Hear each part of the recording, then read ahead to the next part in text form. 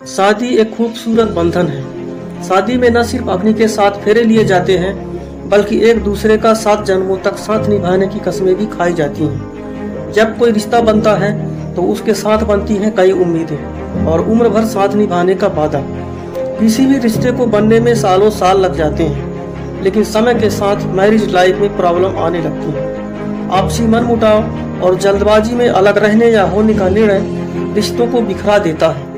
पति पत्नी में सबसे ज्यादा जरूरत होती है आपसी समझ और मैच्योरिटी की। तो आइए बिना वक्त जाया किए जानते हैं रिश्ते में दरार क्यों आती है। पहला, पार्टनर को जैसा वो है एक्सेप्ट ना करना। रिश्ते के शुरुआती दिनों में तो सब ठीक रहता है, लेकिन धीरे धीरे मनमुटाव की स्थिति तब बनने लगती है जब एक दूसरे में खामियां नजर आने लगती हैं। जब आपकी उम्मीद के अनुसार पार्टनर नहीं होता तो यहाँ से शुरू होता है टकराव। रिश्ता वही सक्सेसफुल होता है जहां आप लाइफ पार्टनर को बदलने की बजाय उसे वैसा ही एक्सेप्ट करते हैं जैसा वह है। दूसरा, जरूरी फैसला में फासला। रिश्ते में तकरार तो होती ही है, लेकिन कुछ मुद्दे ऐसे हैं जिन्हें वक्त में सुलझाना बहुत अहम है। शादी के बाद दोनों को कहाँ रहना है, बच्चे कब और कितने, फाइनेंस, यह सब ऐसे इशू हैं जिन पर अगर सहमति ना बने तो दूरियां आ जाती हैं। रिश्ते में अगर बातें खुलकर ना हो तो समस्याएं आना लाजमी है। कहीं फासला ना आ जाए, इसलिए वक्त रहते सही और मिल के फैसले लीजिए। तीसरा, मिसिंग कम्युनिकेशन। दोस्तों, मिसिंग कम्युनिकेशन भी रिश्तों में दरार का एक बड़ा कारण हो सकता है। एक छत के नीचे रहकर भी कई बार एक दूसरे को क्यों नहीं समझ पाते कपल्स। इस सवाल का जवाब है मिसिंग कम्युनिकेशन, यानी कि वार्तालाप का अभाव। आप दोनों पूरा दिन अपने ऑफिस में बिजी रहते हैं, शाम की चाय से लेकर सोने तक या टीवी में मसरूफ रहते हैं या फोन पर। डिनर पर बाहर जाने का प्लान भी बनता है तो वहाँ भी फोन पीछा नहीं छोड़ता।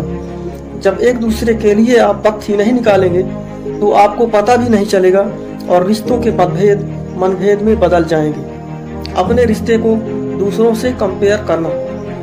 सोशल मीडिया के इस जमाने में आपको भले ही अपने पार्टनर की हॉबी के बारे में पता हो ना हो, लेकिन अपने दोस्त के पार्टनर की लाइकिंग जरूर पता होता है। दूसरा कपल छुट्टियों में कहाँ गया, एनिवर्सरी में आपकी दोस्त के हस्बैंड ने उसे क्या गिफ्ट दिया, जब बॉबी शावर में आपकी दोस्त ने जैसी फोटो खिंचवाई वैसी शूट आपने क्यों नहीं कराया। बस इन्हीं टॉपिक को मुद्दा बनाकर अगर आप अपने पार्टनर से लड़ेंगी तो खटास आएगा ही। पांचवा, कंप्रोमाइज की आदत नहीं होना। अगर आप चाहते हैं कि आपका रिश्ता सफल रहे तो कंप्रोमाइज तो आपको करना ही पड़ेगा। इसका यह मतलब नहीं कि आप अपने पार्टनर की जातियों को सहें या बुरा व्यवहार चुपचाप सहते रहें। इसका मतलब है कि कई बार दूसरे की खुशियों को अपनी खुशियों से ज्यादा अहमियत देना, अपने ईगो को रिश्ते में न आने देना और छोटे छोटे एडजस्टमेंट करना। बस थोड़े से बदलाव करने पर रिश्तों में सुधार स्वयं महसूस करेंगे आप। इस बात पर एक लाइक तो बनता है। छठवां, विश्वास की कमी। काम के सिलसिले में हस्बैंड और वाइफ दोनों ही घर से बाहर रहते हैं। जाहिर है कि उनका सोशल मीडिया भी होगा, दोस्तों के साथ हंसना बोलना भी होगा। अब अगर यह बात आपके पार्टनर को नहीं पसंद तो वक्त रहते उन्हें यह समझाना होगा कि यह नॉर्मल है। रिश्ते विश्वास पर टिके होते हैं। जहां एक तरफ यह जरूरी है कि आप अपने पार्टनर को यह समझाएं कि आप उनका विश्वास नहीं तोड़ेंगे, वहीं इस कमिटमेंट को ईमानदारी से निभाना भी जरूरी है। सातवां, रिस्पेक्ट ना देना। यह भी एक बड़ा कारण हो सकता है। दोस्तों, समय के साथ हम एक दूसरे के प्रति बेपरवाह हो जाते हैं और जब एक दूसरे के लिए इज्जत ही नहीं है तो बातें समझना और समझाना तो बहुत दूर की बात हो जाती है। एग्रेसिव बिहेवियर, गुस्सा और बात बात पर ओवर रिएक्ट करना, ये कुछ ऐसी आदत है जो किसी भी हंसते खेलते रिश्ते में दरार ला सकती है। आप क्या सोचते हैं, कमेंट जरूर करें।